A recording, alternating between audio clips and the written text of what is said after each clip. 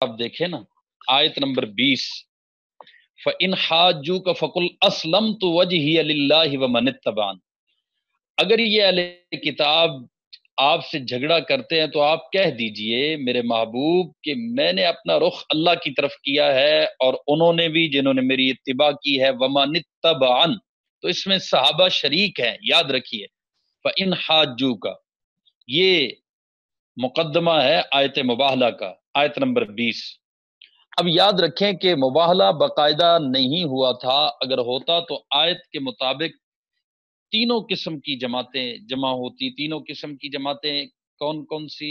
بیٹے بھی، عورتیں بھی، اور خود وہ بھی، دونوں طرف سے، مسلمانوں کی طرف سے یہ حضرات اور عیسائیوں کی طرف سے وہ لوگ اپنے بیٹوں، اپنی عورتوں اور اپنی ذاتوں کے ساتھ اس مباہلہ میں شریک ہوتے۔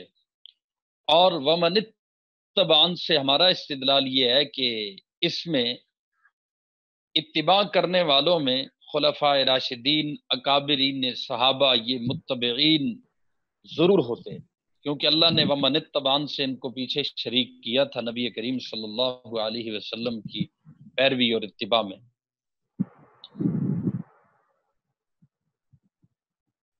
ایک بندہ کہنے لگا کہ حضرات حسنین اس میں شریک تھے، ابنا سے مراد، تو ہم نے کہا کہ حضرات حسنین کی عمر اس وقت کتنی تھی؟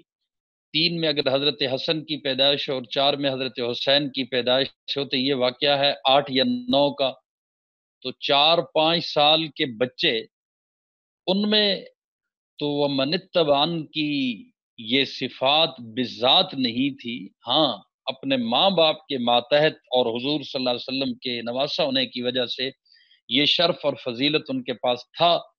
اب وہ تبعا للابوین شامل ہو سکتے تھے، یعنی ماں باپ کے ساتھ ماں باپ کی اولاد ہونے کی وجہ سے وہ اس میں شریک اور شامل ہو سکتے تھے، اور اپنے عظیم نانا کے عظیم نواسے ہونے کی وجہ سے ان کو شریک کیا جا سکتا تھا، ہمیں کوئی اس پہ اعتراض نہیں ہے۔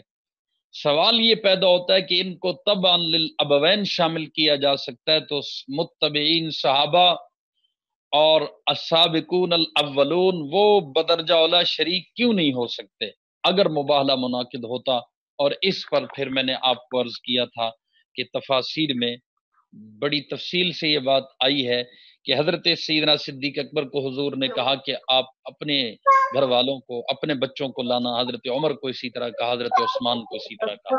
اور ایک بات جو یاد رکھنے کی ہے وہ یہ ہے کہ ابنا سے مراد حضرت حسن و حسین اس لیے اس کا ولین مصداق نہیں ہو سکتے کہ وہ بیٹی کے بیٹے ہیں، اور عرب اپنی زبان میں اور قرآن اپنی فصاحت میں بالکل منفرد ہے، بیٹی کے بیٹوں کے لیے لفظ موجود ہے کہ ابن البن یا ابنا البن، کہ 2 ہوں تو 2 بیٹی کے بیٹے اور 1 ہو تو بیٹی کا بیٹا، اس کے لیے اردو میں نواسے کا لفظ ہے، ہر زبان میں اس کے لیے الگ لفظ ہے۔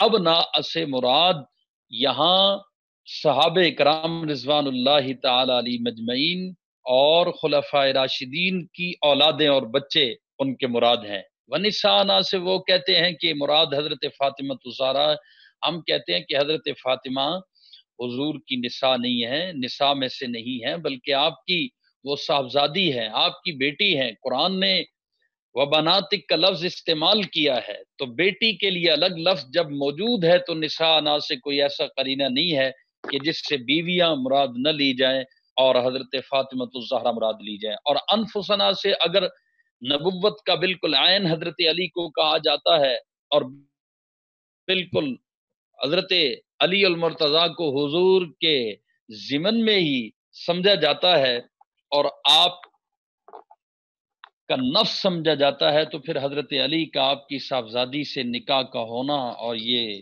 رشتہ طے ہونا، اس کی آخر کیا تعویل ہوگی؟ اس لیے بات وہی ہے جو اللہ کے قرآن نے کہی اور جو اہل سنت والجماعت کا موقف ہے کہ بے شک حضرت فاطمہ بھی اس میں شامل تھی، بے شک حضرت علی المرتضیٰ بھی شامل ہوتے، حضرات حسنین بھی ہوتے اگر مباہلہ ہو جاتا۔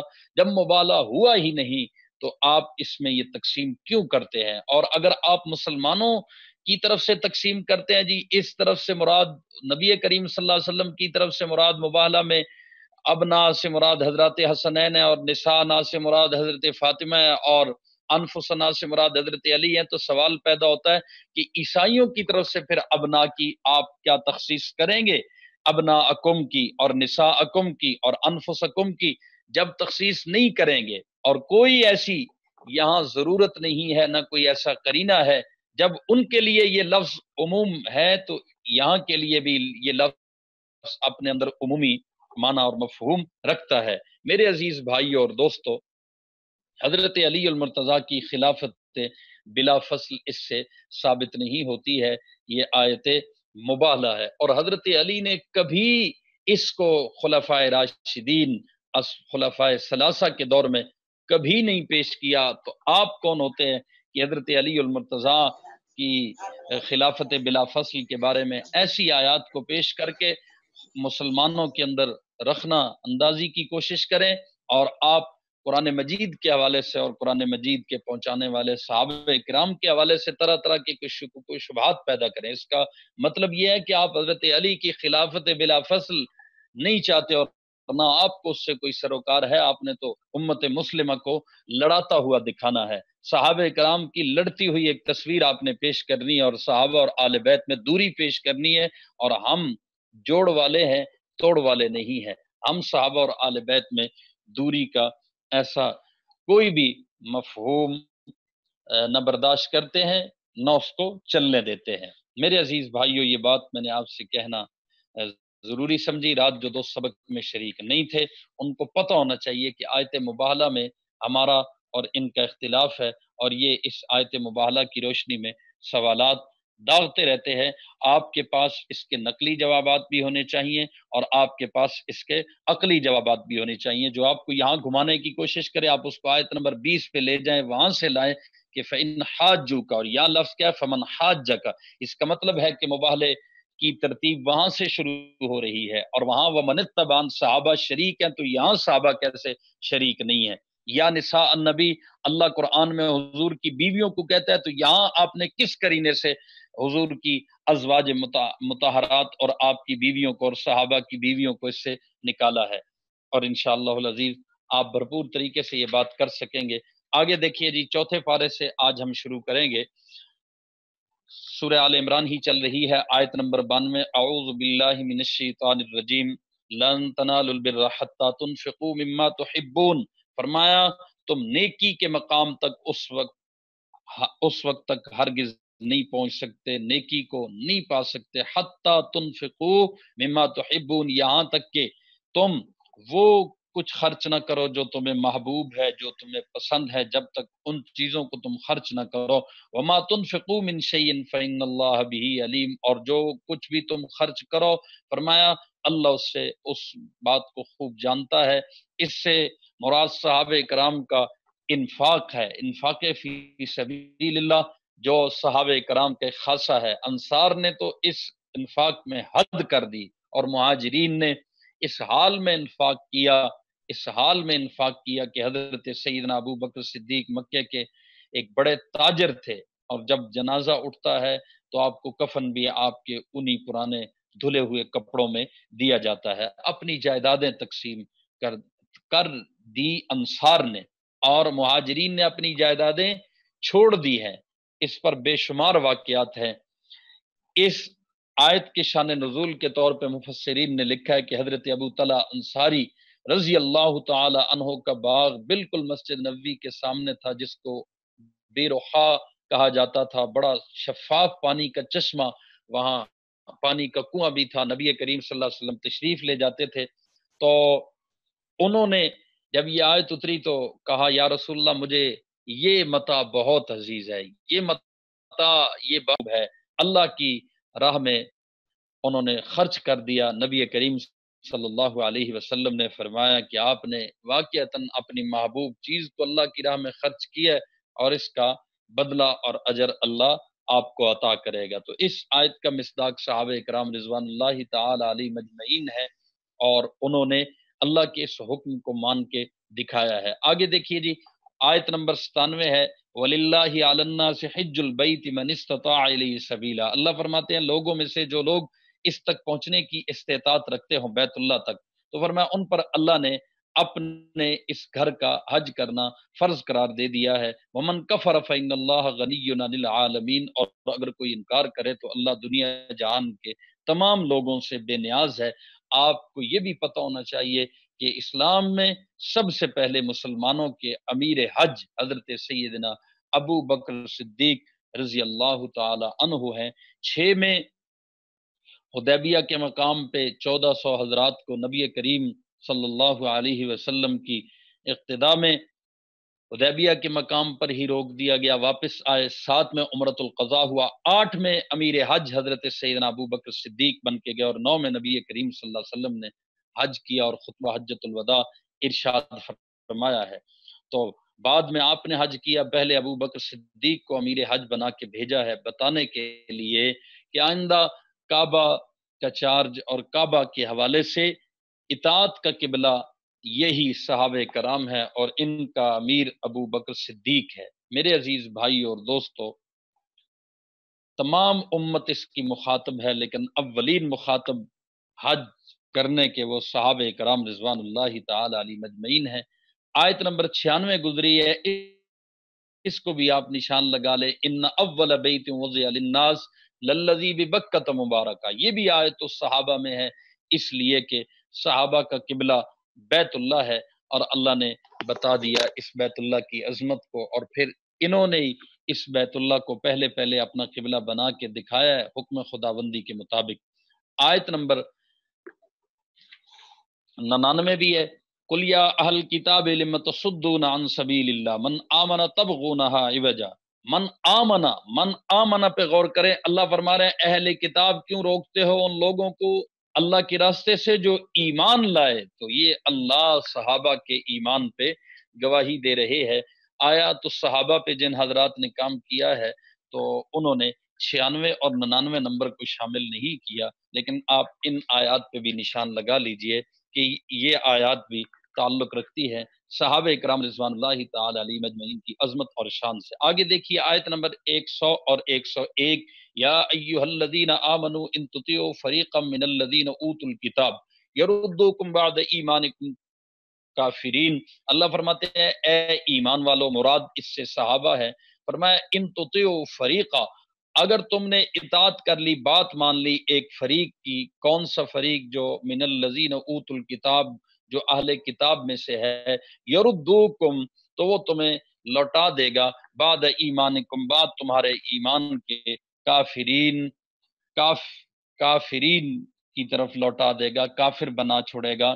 اور فرمایا اوس اور خزرج کی لڑائی مدینہ طیبہ میں بڑی مشہور رہی، اور آپ کو سیرت کی کتابوں میں ایک جنگ بیعاص ملے گی، یہ تقریباً 120 سال جاری رہی ہے۔ اللہ رب العالمین نے ان کو فَأَصْبَحْتُمْ بِنِعْمَتِهِ إِخْوَانًا وَكُنْتُمْ عَلَى شَفَا حُفْرَةٍ مِّنَ النَّارِ، اس آیت کے تحت رب العالمین نے ان کو بھائی بھائی بنا دیا، اور ان کی وہ نفرت دشمنیاں ختم ہو گئی نبی کریم صلی اللہ علیہ وسلم کے آنے پہ۔ یہود کی کوشش یہ ہوتی تھی کہ ان کے پرانے جو آپس میں قصے ایک دوسرے سے لڑائی کے مشہور تھے، فلاں نے فلاں کو مارا، فلاں نے فلاں کو مارا، اور پھر شاعری اس پر، اور پھر اس پر تقریریں، اور پھر اس پر قصیدے جو لکھے گئے، اپنی اپنی قوم کی جرت و بہادری کے بے مثال نمونے پیش کیے گئے۔ تو یہود چپریں لگاتے رہتے تھے، وقتاً فوقتاً کوئی نہ کوئی شیرہ لگاتے رہتے تھے، اور اس پر کوشاں رہتے تھے کہ یہ آپس میں لڑ پڑے۔ تو ایسا ہی اس آیت کا شان نزول بھی ہے کہ لڑائی کی کوشش کی گئی، نبی کریم صلی اللہ علیہ وسلم پہنچے فوراً اور ان کو پھر آپس میں ملا دیا۔ اللہ رب العالمین نے اس موقع پر یہ آیت نازل کی ہے، تو اس کا مصداق بھی اولین صحابہ کرام رضوان اللہ تعالی علیہ مجمعین ہے۔ اور پھر وہ ایسے آپس میں باہم ایک ہوئے کہ دشمنان دین کے خلاف سیسا پلائی ہوئی دیوار ثابت ہوئے، سارے جاہلی جھگڑے اور سارے آپس میں قبائلی عصبیت کی جتنی لڑائیاں تھی وہ سب بھلا دی۔ اللہ پھر کیا فرماتے ہیں، وَكَيْفَ تَكْفُرُونَ وَأَنْتُمْ تُتْلَى عَلَيْكُمْ آيَاتُ اللَّهِ وَفِيكُمْ رَسُولُهُ، اور تم کیسے کفر اپناؤ گے وانتم تتلا، جبکہ اللہ کی آیتیں تمہارے سامنے تلاوت کی جاتی ہیں، تتلا علیکم آیات اللہ، اللہ یہ صحابہ پہ اعتماد کر کے کہہ رہے ہیں وفیکم رسول، اور اس کا رسول تمہارے درمیان موجود ہے، ومن یعتصم باللہ، اور فرمایا اللہ کی سنت یہ ہے کہ اللہ کا سہارا مضبوطی سے جو شخص تھام لیتا ہے نا، اعتصام باللہ کر لیتا ہے، تو فرمایا فقد ہدی الی صراط مستقیم، وہ سیدھے راستے تک پہنچا دیا جاتا ہے۔ تو اس سے پتہ چلا کہ صحابہ کرام رضوان اللہ تعالی علیہ مجمعین نے اللہ کی ان باتوں کی لاج رکھی ہے۔ میں آپ سے پوچھتا ہوں، اگر صحابہ نہ مانتے تو حضور موجود تھے، وحی کا سلسلہ جاری تھا، اللہ کو سخت سے سخت بات کہنے میں آخر کس کا ڈر تھا، اور اللہ کو کون روک سکتا تھا؟ لیکن اللہ نے بس اتنی بات جتنی ایک استاد اپنے شاگرد کو تنبیہ کرتے ہوئے سمجھاتے ہوئے ایک بڑا چھوٹے کو کہتا ہے، اتنی کہہ دی، صحابہ نے مان کے دکھایا، تو نتیجہ کیا؟ فقد ہدی الی صراط مستقیم، اللہ فرماتے ہیں وہ سیدھے راستے تک پہنچا دیا جاتا ہے۔ صحابہ کرام کو اللہ نے سیدھے راستے تک صرف پہنچایا ہی نہیں، بلکہ بعد میں آنے والوں کے لیے انہی کو مشعل راہ بنا دیا ہے، انہی کو سنگ میل بنا دیا ہے۔ اللہ اکبر۔ دیکھیے جی آیت نمبر 102 اور 103 سورہ آل عمران، یا ایھا الذین آمنوا اتقوا اللہ حق تقاتہ ولا تموتن الا وانتم مسلمون، اللہ فرماتے ہیں اے ایمان والو، دل میں اللہ کا ویسے ہی خوف رکھو جیسا کہ اس کا حق ہے، اور خبردار ولا تموتن الا وانتم مسلمون، فرمایا تمہیں کسی کو اور حالت میں موت نہ آئے بلکہ اس حالت میں آئے کہ تم مسلمان ہو، ولا تموتن، نہ مرے کوئی، تم نہ مرو الا مگر یہ کہ وانتم مسلمون، اسلام کی حالت میں، اور فرمایا واعتصموا بحبل اللہ، اللہ کی رسی کو سب مل کر مضبوطی سے تھامے رکھو، ولا تفرقوا، اور آپس میں پھوٹ نہ ڈالو، واذکروا نعمت اللہ، اور یاد کرو اللہ کی اس نعمت کو جو تم پہ ہوئی ہے، اور اذ کنتم اعداء، اور اسے یاد رکھو ایک وقت تھا جب تم ایک دوسرے کے دشمن تھے، اذ کنتم اعداء، جب تم تھے دشمن، فالف بین قلوبکم، پھر اللہ نے تمہارے دلوں کو جوڑ دیا، فاصبحتم بنعمتہ اخوانا، اور تم اللہ کے فضل سے بھائی بھائی بن گئے، وکنتم علی شفا حفرۃ من النار، اور تم لوگ آگ کے گڑھے کے کنارے پر تھے، فَأَنْقَذَكُم مِّنْهَا، اللہ نے تمہیں اس سے نجات عطا فرمائی ہے۔ یہ صحابہ کے جنتی ہونے پہ بڑا واضح رب العالمین کا بیان ہے کہ اللہ فرما رہے ہیں کہ تم جہنم کے گڑھے پہ پہنچ چکے تھے، فَأَنْقَذَكُم مِّنْهَا، اللہ نے اس سے تمہیں نجات عطا کی، كَذَلِكَ يُبَيِّنُ اللَّهُ لَكُمْ آيَاتِهِ لَعَلَّكُمْ تَهْتَدُونَ، اسی طرح اللہ تمہارے لیے اپنی نشانیاں کھول کھول کر واضح کرتا ہے تاکہ تم راہ راست پہ آ جاؤ، تم ہدایت پا جاؤ۔ میرے عزیز بھائی اور دوستو، ہم یہی کہتے ہیں کہ جب کہا جاتا ہے نا پنج تن پاک، تو ہم کہتے ہیں سارے تن پاک، تن جو ذات، جو جسم، جو ہستی نبی کریم صلی اللہ علیہ وسلم کے ساتھ ملتی گئی اخلاص نیت سے، وہی پاک ہوتا گیا، اور اللہ بھی یہی فرماتے ہیں۔ تو صحابہ ہدایت یافتہ طبقہ ہے۔ اگر دیکھا جائے تو حضرت علی، حضرت فاطمہ اور حضرت حسن و حسین، یہ جو چار حضرات پانچ تن میں پانچواں نام نبی کریم صلی اللہ علیہ وسلم کا ہے، تو یہ حضرت علی بچپن میں ایمان لائے،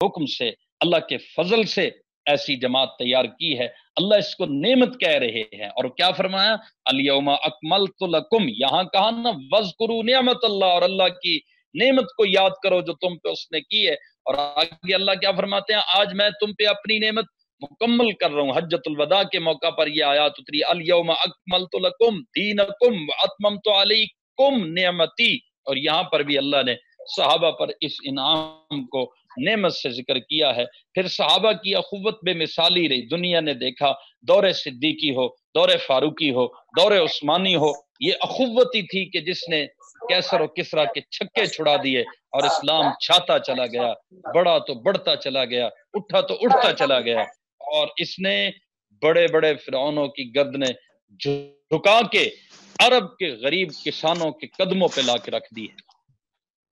میرے عزیز بھائی اور دوستو، باقی آپ تفاصیل دیکھیں بالکل.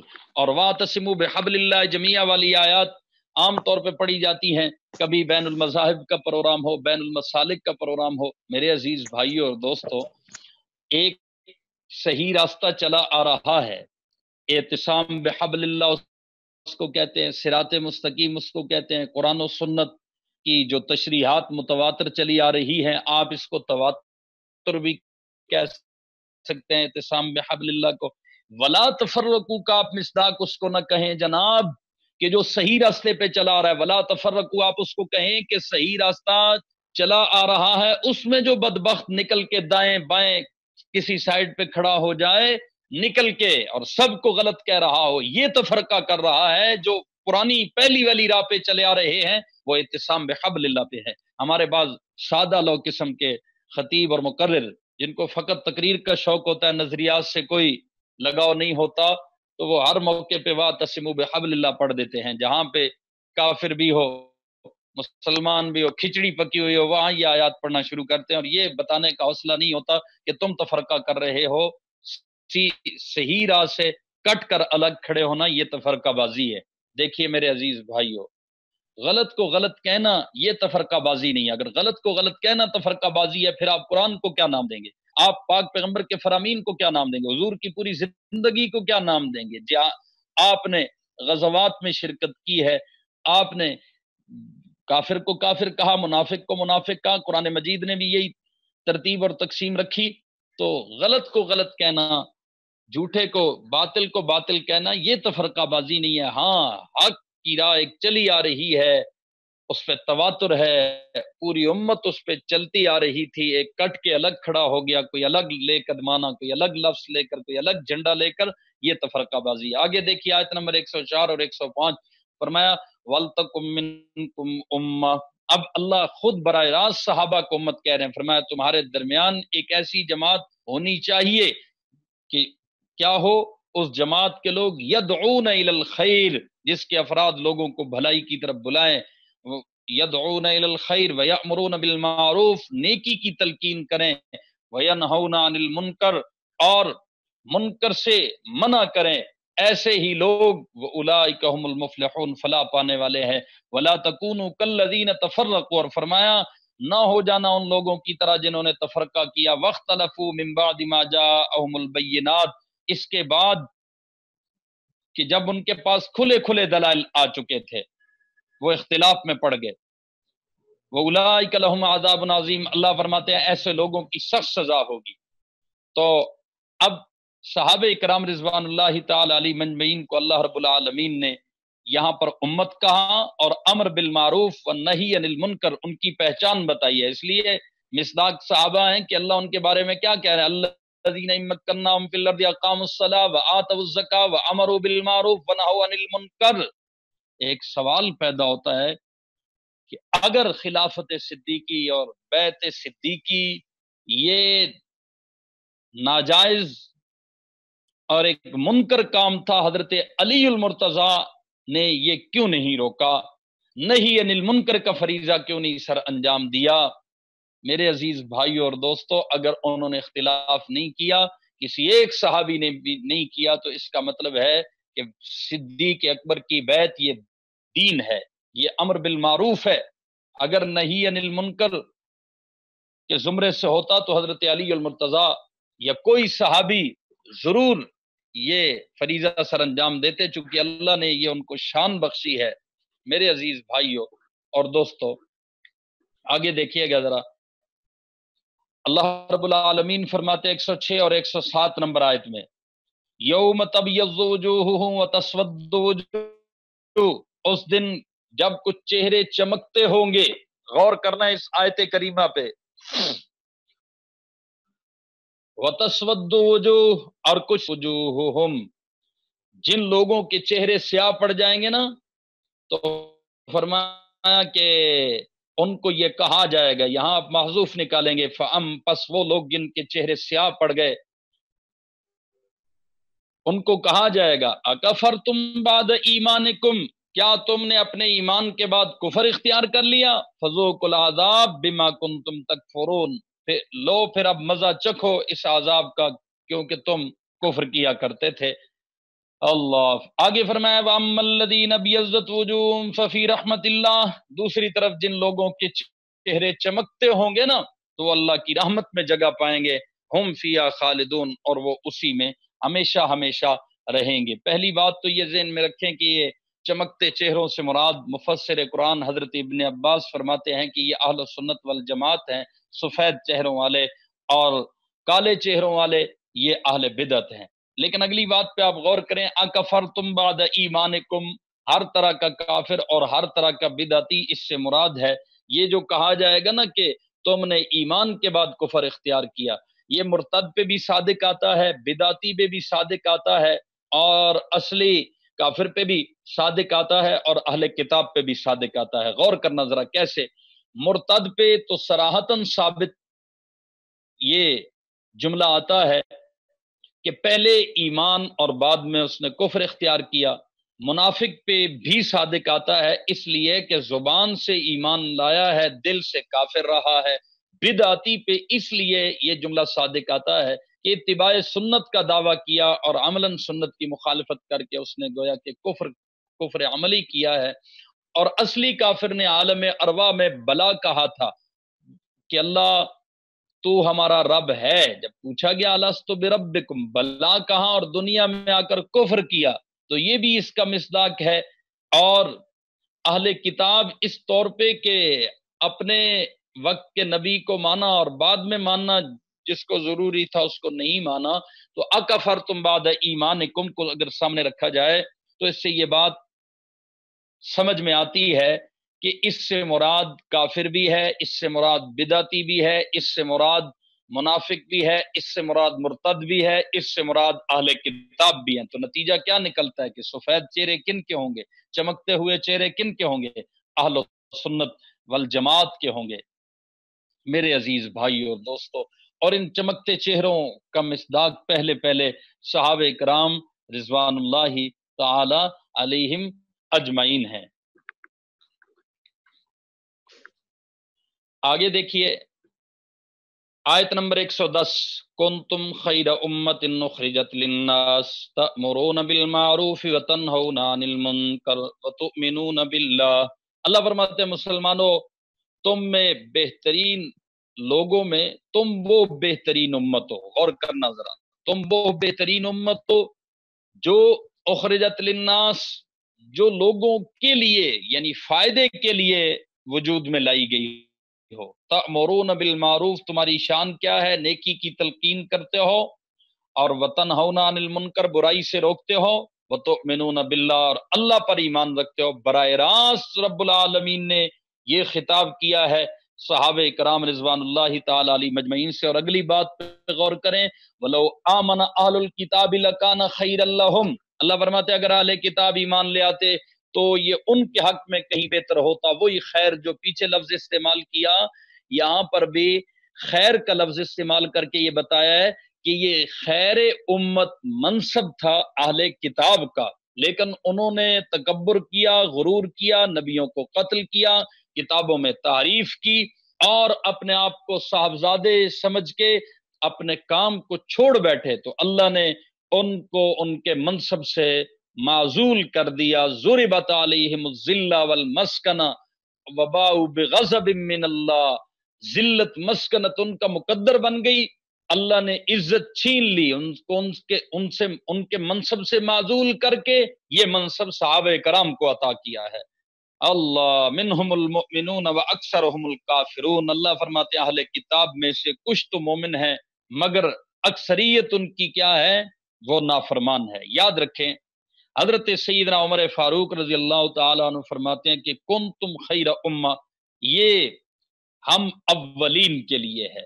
یہ بات حضرت سیدنا فاروق اعظم نے اپنے ایک تفسیری ذوق میں فرمائی اور حقیقت کے بالکل عین مطابق کہی ہے۔ آگے حضرت شاہ ولی اللہ محدث دہلوی نے خلفائے راشدین کو اس آیت کی روشنی میں برحق ثابت کیا ہے کہ انہوں نے امر بالمعروف اور نہی عن المنکر کا پورا فریضہ سر انجام دیا، اور ایک شخص کو امیر بنایا اور اس امیر کی اطاعت میں حضرت سیدنا ابو بکر صدیق کی اطاعت میں امر بالمعروف اور نہی عن المنکر جو کیا ہے وہ روز روشن کی طرح واضح ہے۔ اگر اب غور کیجئے ذرا اس بات پہ، اگر خلافت غیر مستحق کو مل رہی تھی تو پھر نہی عن المنکر کیوں نہ کیا گیا؟ حضرت علی نے کیوں نہ کیا؟ وہی جو بات میں نے آپ کو عرض کی، اللہ ان کی تعریف میں یہ بات کہہ رہے ہیں اگر خلافت غیر مستحق کو مل رہی تھی تو یہاں نہی عن المنکر بنتا تھا۔ اب ایک سوال پیدا ہوتا ہے کہ اچھا جی دو جماعتیں بن گئی، ایک نے حضرت ابو بکر کو امیر بنا دیا، بیعت کر لی، اور دوسری نے نہیں۔ ہم کہتے ہیں اس طرح دونوں خیر امت میں نہیں رہتے۔ غیر مستحق کو جب بنا دیا تو اس کا مطلب ہے کہ وہ امر بالمعروف کے مخالف ہو گئے جنہوں نے غیر مستحق کو خلیفہ بنا دیا، اور دوسری جماعت اگر حضرت علی مراد لیے جائیں کہ جنہوں نے بیعت نہیں کی تو ہم کہتے ہیں وہ نہی عن المنکر نہ کر سکے لہذا وہ بھی خیر امت میں نہ رہے۔ تو کتنا بڑا خلافت صدیقی پہ اعتراض سے اسلام کو نقصان پہنچتا ہے۔ لہذا ہم کہتے ہیں کہ سارے حضرت صدیق اکبر کی بیعت پہ متفق تھے کہ وَلْتَكُمْ مِنْكُمْ أُمَّةٌ، وہاں پر اللہ رب العالمین نے جو صحابہ کرام کو، مائک اور کیمرے اپنے آپ کریں، جو صحابہ کرام کو امت کہا، یہاں اس امت کو لقب عطا کر دیا خیر امہ۔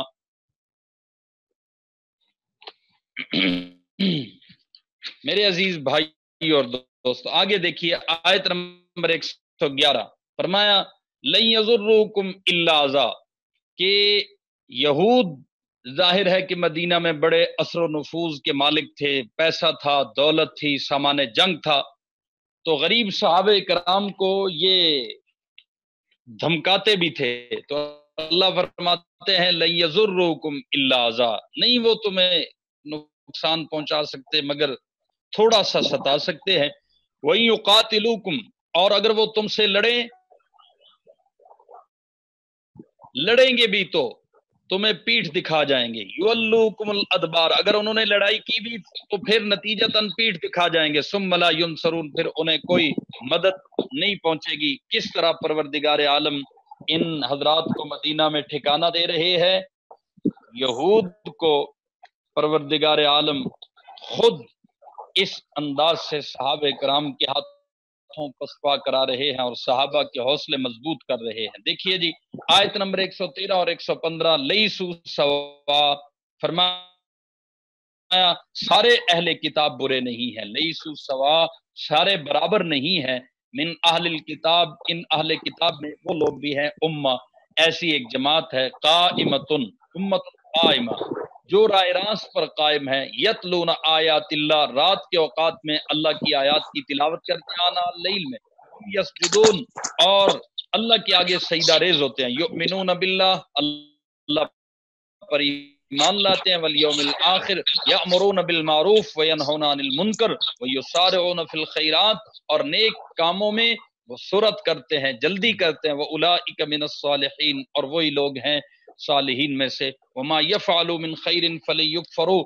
اور اللہ فرماتے ہیں جو بھلائی بھی کریں گے اس کی وہ بھلائی کریں گے نا ان کی ہرگز ناقدری نہیں کی جائے گی۔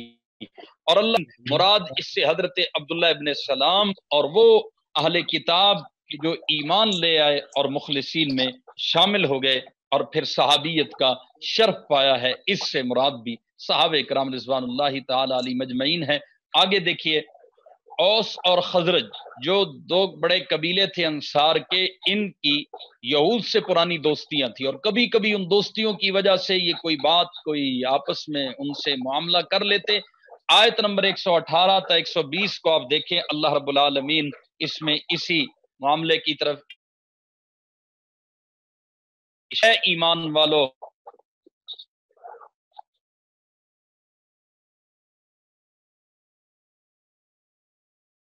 علاوہ کسی اور کو من دونکم، اس کا مطلب ہے کہ اللہ پوری ہوتا خدا اس کو من دونکم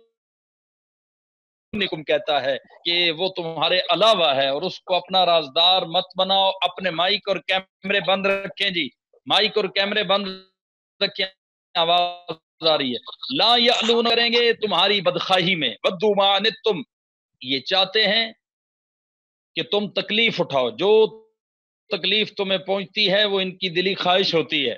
قد بدت البغضاء من افواہہم بغض ان کے منہ سے ظاہر ہو چکا ہے، وما تخفی صدورہم اکبر، اور فرمایا جو کچھ ان کے سینوں میں ہے وہ اس سے کہیں زیادہ خطرناک ہے، بہت زیادہ ہے ابھی جو کچھ ان کے اندر ہے۔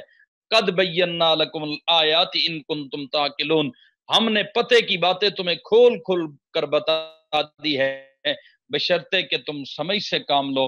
فرمایا ہا انتم اولئک تحبونہم ولا یحبونکم، ہا انتم اور دیکھو تم تو ایسے ہو کہ ان سے محبت رکھتے ہو مگر وہ تم سے محبت نہیں رکھتے، وتؤمنون بالکتاب کلی اور تم تو ساری کتابوں پہ ایمان لاتے ہو نا۔ جب وَإِذَا لَقُوكُمْ جب یہ تم سے ملتے ہیں تو کیا کہتے ہیں؟ آمنا۔ وَإِذَا خَلَوْا عَزُّوا عَلَيْكُمُ الْأَنَامِنَ مِنَ الْغَيْظِ اور جب تم سے الگ ہوتے ہیں تو اس وقت یہ اپنی انگلیاں دانتوں میں غیظ اور غضب کی وجہ سے چباتے ہیں۔ اللہ فرماتے ہیں صحابہ کے دشمنوں موتوا بغیظکم اپنے غصے میں تم مرتے رہو۔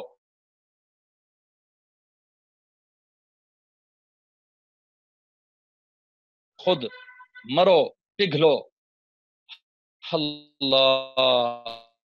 اللہ سینوں میں چھپی ہوئی باتوں کو ان تمسسکم حسنۃ تسؤہم اگر تمہیں کوئی خیر پہنچتی ہے، بھلائی مل جائے تو ان کو برا لگتا ہے، اور اگر تمہیں وَإِن تُصِبْكُمْ سیئۃ اگر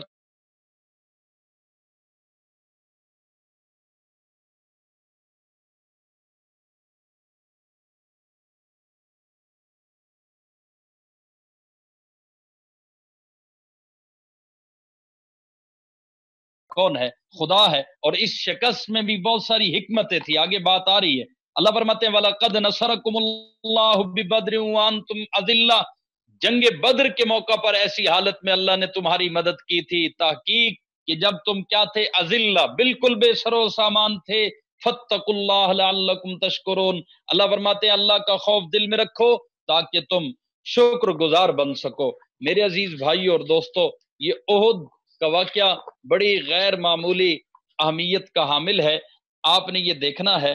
اللہ فرماتے ہیں بدر کی ایک بات فرما دی کہ اذ تقول للمؤمنین جب بدر کی جنگ میں تم مومنوں سے کہہ رہے تھے کیا الن یکفیکم ان یمدکم کیا تمہارے لیے کافی نہیں، مائک بند رکھیں جی، کہ تمہارا پروردگار 3000 فرشتے تمہاری مدد کو بھیجے، الن یکفیکم ان یمدکم ربکم بثلاثۃ آلاف من الملائکۃ منزلین اور وہ فرشتے آسمان سے اترنے والے ہوں۔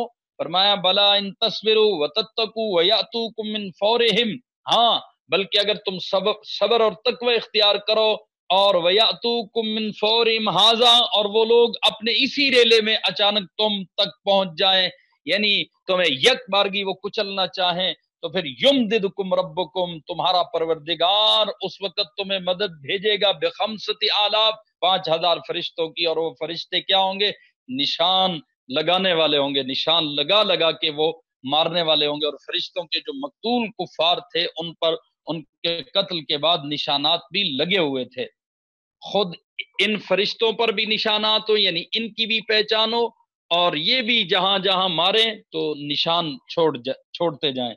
آگے فرمایا وما جعلہ اللہ الا بشرا لکم ولتطمئن قلوبکم بھی اللہ نے یہ انتظام صرف اس لیے کیا تاکہ تمہیں خوشخبری ملے، نہیں کیا اللہ نے یہ اس لیے مگر یہ کہ تمہیں خوشخبری ملے، وَلِتَطْمَئِنَّ قُلُوبُكُمْ بھی اور تمہارے دلوں کو اطمینان نصیب ہو۔ یہ فرشتے اس لیے ایک سوال پیدا ہوتا ہے کہ فرشتے تو تنہا آتے اور بس مسلمانوں کو کچھ بھی نہ کرنے دیتے اور خود ہی کفار کو الٹ پلٹ کے رکھ دیتے، تو اللہ نے اس آیت میں بتا دیا لڑنا انہوں نے ہی ہے، لیکن ان کے دلوں کو مضبوط کرنے کے لیے اور ان کو خوشخبریاں سنانے کے لیے یہ فرشتوں کا انتظام کیا گیا۔ وَمَن نَّصْرُ إِلَّا مِنْ عِندِ اللَّهِ عِندِ اللَّهِ الْعَزِيزِ الْحَكِيمِ اور فرمایا فتح تو کسی اور کی طرف سے نہیں ہے فتح کسی اور کی طرف سے مگر یہ کہ اللہ کی طرف سے ہے، اور وہی مکمل اقتدار کا مالک ہے اور تمام تر حکمت کا بھی وہ مالک ہے۔ میرے عزیز بھائیوں، آگے سود کی قباحتیں بیان ہو رہی ہیں. آگے چل کر پھر احد کا تذکرہ آئے گا. ویسے تو سورہ انفال میں بڑا تاریخی تذکرہ ہے. یہاں پر آگے میں آپ کو احد کے بارے میں بتاتا ہوں.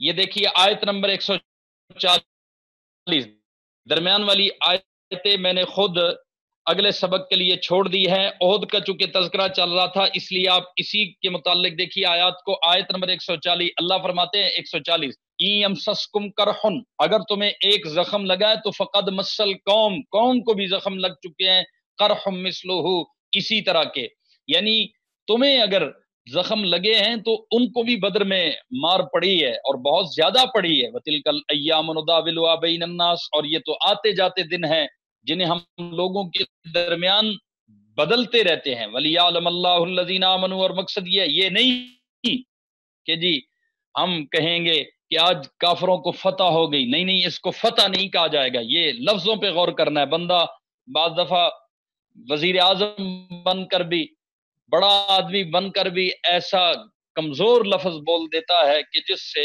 لگتا یہ ہے کہ اس کا اندر نہیں ہے. لفظ پہ غور کرنا ہے. کافروں کی فتح نہیں کہتا، مسلمانوں کی ہے. ہاں جب شکست ہوگی تو وہ مسلمانوں کی شکست کہا جائے گی، کیونکہ اللہ فرما رہے ہیں کہ یہ جو دن عدلتے بدلتے رہتے ہیں اس کے ذریعے ہم یہ دیکھتے ہیں کہ الذین آمنوا، کہ ایمان والوں کو جانچ لیں، اور وَيَتَّخِذَ مِنکم شہداء، اور تم میں سے کچھ لوگوں کو شہید قرار دے دیں. واللہ لا يحب الظالمین، اور اللہ ظالموں کو پسند نہیں کرتا. تو اللہ کی نصرت کافر کو نہیں ملتی، فتح کافر کا مقدر نہیں ہے. ہاں مسلمان کو اگر شکست ہو جائے تو اس شکست میں بہت ساری حکمتیں. اللہ آگے فرما رہے ہیں وَلِيُمَحِّصَ اللَّهُ الَّذِينَ آمَنُوا وَيَمْحَقَ الْكَافِرِينَ. یہ غزوہ احد میں کیا ہوا؟ آیت نمبر 141 آپ دیکھیں نا، پتہ چل جائے گا، مزید حکمت سامنے آ جائے گی. پچھلے کیا حکمت سامنے آئی کہ اللہ جانچ لے ایمان کو، اور ایمان احد میں جانچا گیا، اور پھر ساتھ ہی اللہ کچھ کو شہادت کا مرتبہ دے دے، وہ بھی اللہ نے دے دیا. آگے حکمت بیان کی. ایک مقصد یہ بھی ہے